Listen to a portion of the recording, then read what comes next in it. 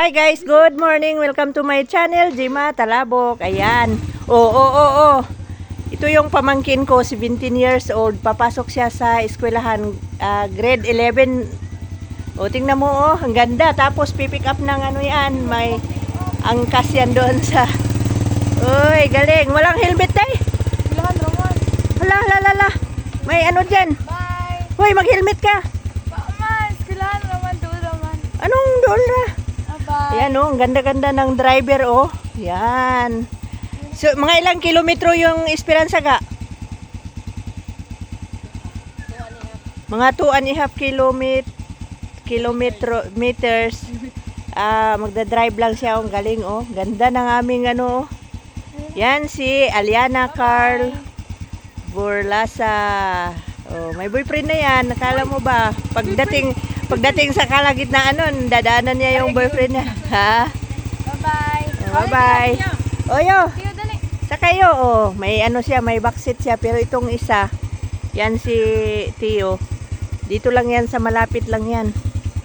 I-drop na lang niya dyan sa eskwelahan, kung saan ako nag-aaral ng elementary. Mag-sign of the cross yo. Bye-bye. Ingat sa pag-drive ha. Yun, larga na. Andito ako sa kasi sa namin, lugar ko, Camotes. Kaming kasi yung fiesta dito ngayong April, dapat 4-5, kaso lang Holy Week, so na-move ng 6-7. Ito, magde-decorate sila sa kalsada. Yan yung mga ginagamit nila guys, bao ng niyog. Nagbayanihan silang gagawa kasi contest ata. May bawat kumbaga yung isang barangay ata hinati ng 4 purok, by purok, so contest daw. Ang prize sa ang premyo sa first prize ata is 7,000. So sa kanila puro recycle yung ginamit nila guys. Paghapon na andito sila dito sa kubo na yan bayanihan sila sa paggawa. Tapos alam mo ba guys, ito ang gaganda ng mga ginawa nila ayan. Ito yung mga na to guys. Mga lang ito, mga bote ng mineral water.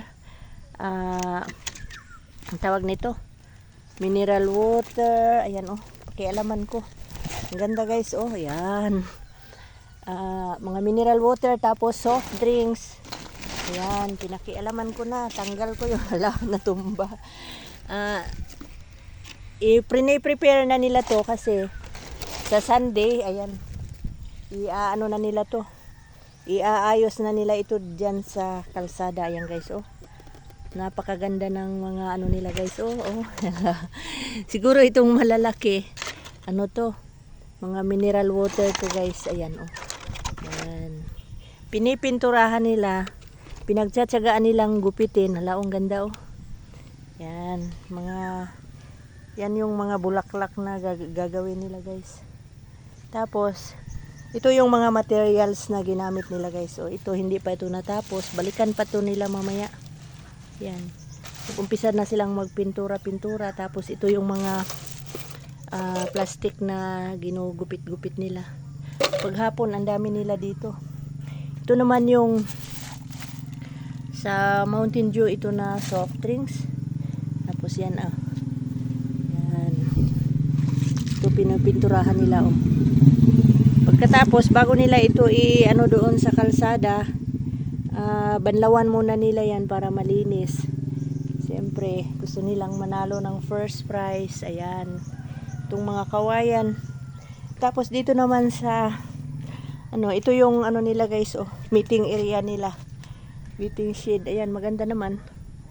Ayan. Tapos mayroon silang snack dyan, juice yung snack nila pagka gumagawa. May attendance din sila sa mga member ng purok-purok. Ito yung nila sa sa tabing daan. 4 na kulay, may red, baka matumba. Tapos blue, white, tsaka yellow. Yan, dami kulang pa yan kasi mayroon pang mga kawayan doon na pinipinturahan. Tapos dito sa ano, mayroon pang kakapintura lang siguro nito, pinapatuyo pa lang. Ayan. So, mamaya mag-resume ulit yung ano nila. Yung, ayan guys, oh, mga kawayan. Pinipinturahan nila iba't ibang size. Ayan. Yun, ang ganda, oh. Ayan.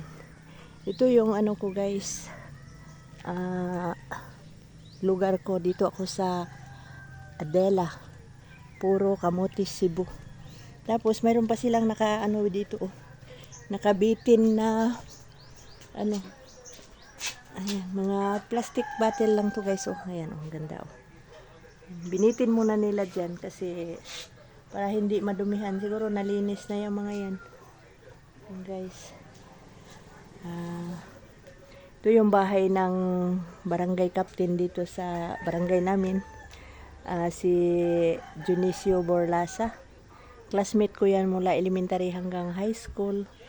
Ang naging asawa niya is kapatid kong bunso. So ito yung bahay nila. Okay guys, thank you for watching. Hope you like this video. Please don't forget to click like, share, and subscribe. Bye bye. God bless everyone.